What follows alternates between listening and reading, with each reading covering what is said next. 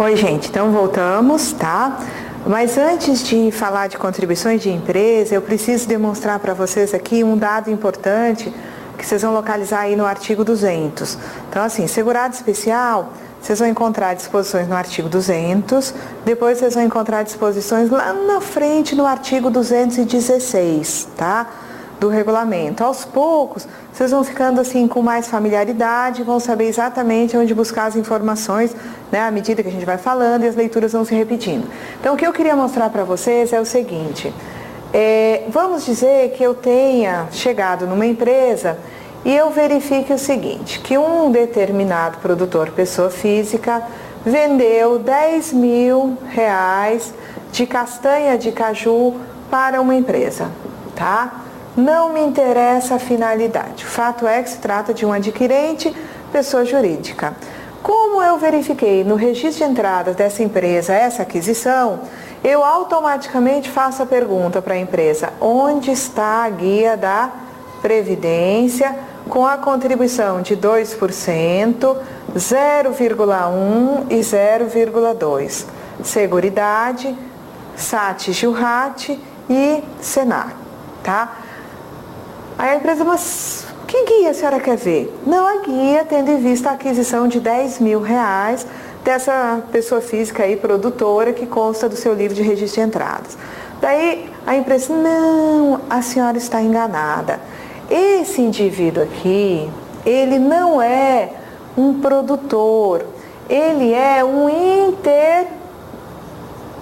intermediário, ele é um atravessador, tá? Ele comprou de um produtor rural, pessoa física.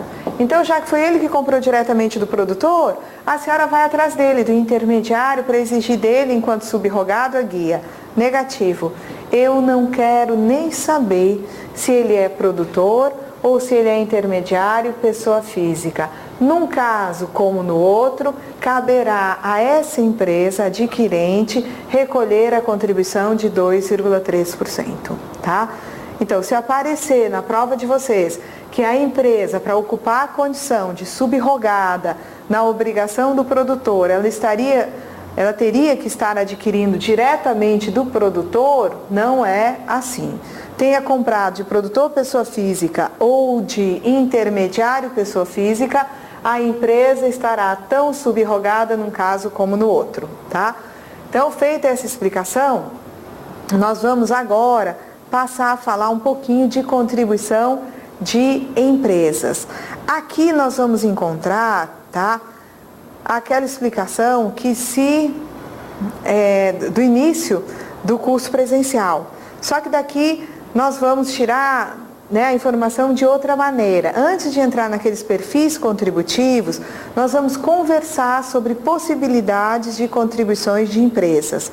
Então, eu começo a falar para vocês aqui, tá, de um artigo do regulamento que vem em seguida, que é o artigo 201, tá? Então, retomando, vamos lá, tá? Nós vimos aqui, nas primeiras aulas, 194, 195, não é? 196, 197, partimos para a contribuição de segurados, que vai do artigo 198 até o artigo 200 do regulamento. Em seguida do 200, vem o 200A, que fala de consórcio simplificado de produtores rurais, que adiante a gente volta a tratar também desse assunto de consórcio simplificado. O que nós vamos abordar hoje, vocês vão encontrar no artigo 201 do Regulamento da Previdência Social, tá? Isso que está no Regulamento da Previdência Social, nesse artigo, tá? É a regulamentação de dispositivos que se encontram no artigo 22 da Lei 8.212, mas também de dispositivo que vocês vão encontrar numa lei de 94, que é a Lei 8.870, tá? Eu até preparei um material que já foi colocado no site hoje, uma primeira versão, mas que ele vai ser aperfeiçoado, que diz respeito a um comparativo entre a Lei 8.212 e o Regulamento da Previdência Social, tá? Esse material resultou de dois processos. O primeiro foi de eu tentar ficar detectando no regulamento disposições importantes, comparando com a lei, né, para que vocês nunca estivessem estudando alguma coisa desatualizada. E o outro processo foi a própria dúvida surgida em sala de aula, de alunos, inclusive também alunos que mandam e-mail, perguntando: eu estudo a lei ou eu estudo o regulamento? A verdade é que vocês têm que levar em consideração os dois, tá? Por quê? Porque existem coisas no regulamento que vocês não encontram na Lei 8.212. Elas também são importantes para o concurso, tá? Por exemplo, a contribuição de um produtor rural, pessoa jurídica, ser feita à razão de 2,5% para a Seguridade, mais 0,1% para o SAT, sobre a receita da comercialização da produção rural, vocês não encontram na Lei 8.212, vocês vão encontrar isso na Lei 8.870, de 94.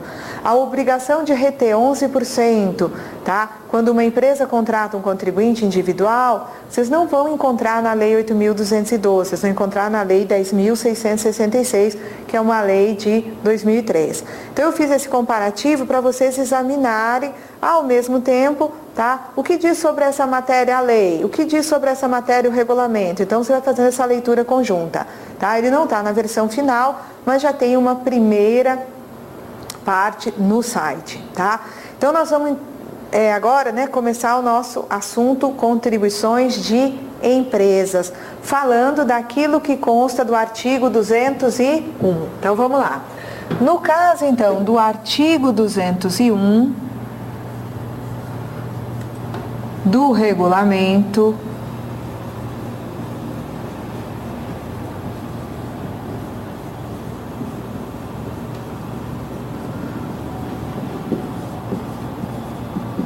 vocês vão encontrar as seguintes previsões. A primeira delas é a contribuição de 20%, tá? Que vai incidir sobre a remuneração paga, devida ou creditada a empregados e a trabalhadores avulsos. A segunda hipótese prevista lá, né, no artigo 201, tá? É a contribuição também de 20% sobre a remuneração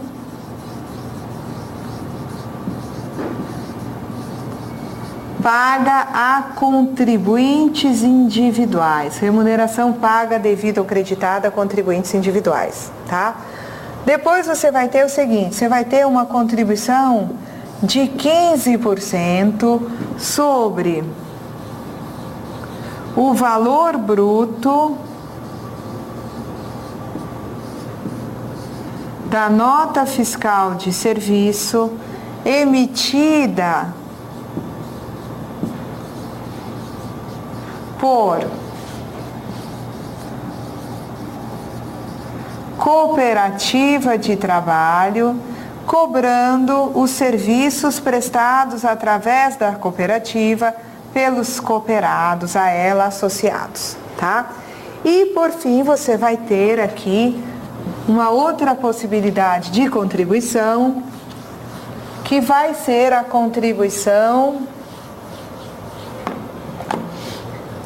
de 2,5% sobre a receita bruta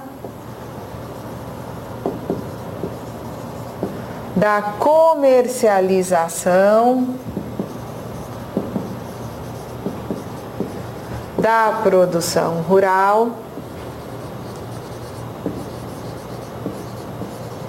quando se tratar de, neste caso aqui, empresa exclusivamente produtora rural. Então, aquela empresa que se dedica exclusivamente à produção rural, ela vai, ter uma contribuição básica patronal de 2,5% sobre a receita aí da comercialização, né? Receita bruta da comercialização da produção rural. E o fato é que essa contribuição aqui, ela substitui essa daqui. onde eu tenho uma empresa em geral, tá? Comércio, indústria, prestador de serviços, contribuindo com 20% sobre a remuneração dos empregados, eu vou, na medida em que a empresa seja exclusivamente produtora rural, ter a substituição desses 20% por uma contribuição que vai ser de 2,5% sobre a receita bruta da comercialização da produção rural. De acordo? Tá? Então temos aí, na verdade, aqui eu teria uma lógica que eu digo que é a lógica do EEE, ou seja, se uma empresa contrata empregados, ela paga 20% sobre a remuneração dos empregados. Se uma empresa contrata um contribuinte individual, paga prolabore a um sócio, que é enquadrado na categoria de contribuinte individual, ela vai pagar 20% sobre a remuneração do seu sócio também. Já não pagou os 20% sobre a remuneração dos empregados? Vai pagar também 20% sobre a remuneração do contribuinte individual que lhe presta serviço.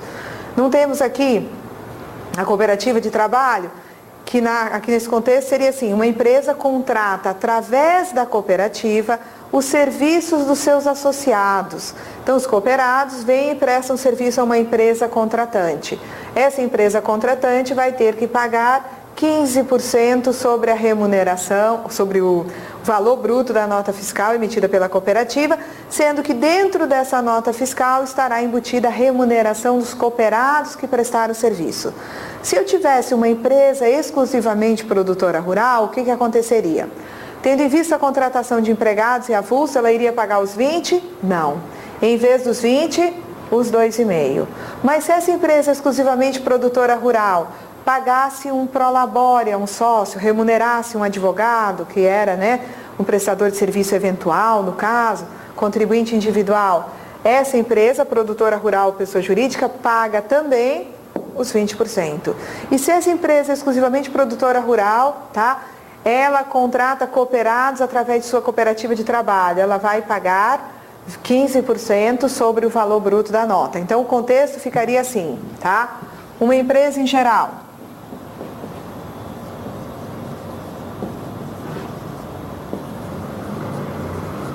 e uma empresa exclusivamente produtora rural, tá? Nós teríamos o quê? Na primeira nós teríamos assim, tendo em vista a contratação de empregados e avulsos, 20% sobre a remuneração de empregados e avulsos. Tendo em vista a contratação de contribuintes individuais, 20% sobre a remuneração dos CIs que lhe prestem serviços, tá? Tendo em vista a contratação de cooperativas, 15% sobre o valor bruto da nota fiscal de serviço da cooperativa. Tá? E aqui, como seria? Em vez dos 20%, o que eu teria? 2,5% sobre a receita bruta da comercialização da produção rural. Ok? E aqui eu teria os mesmos, então aqui, troca, mas aqui não. Aqui ao contratar eu teria 20% sobre a remuneração do CI. Se eu tivesse uma contratação de cooperativa, eu teria 15% também sobre o valor bruto da nota fiscal de serviço emitida pela cooperativa. Então aqui eu tenho estabelecida a lógica do OU. Esta é uma contribuição que a gente chama de contribuição substituta, tá? São as contribuições a título de substituição, são todas arrecadadas pela Receita Federal do Brasil, tá? E aqui eu teria uma lógica do E. Uma empresa paga 20% sobre a remuneração de empregados e avulsos, paga 20% sobre a remuneração do CI e paga 15% sobre o valor bruto da nota emitida pela cooperativa.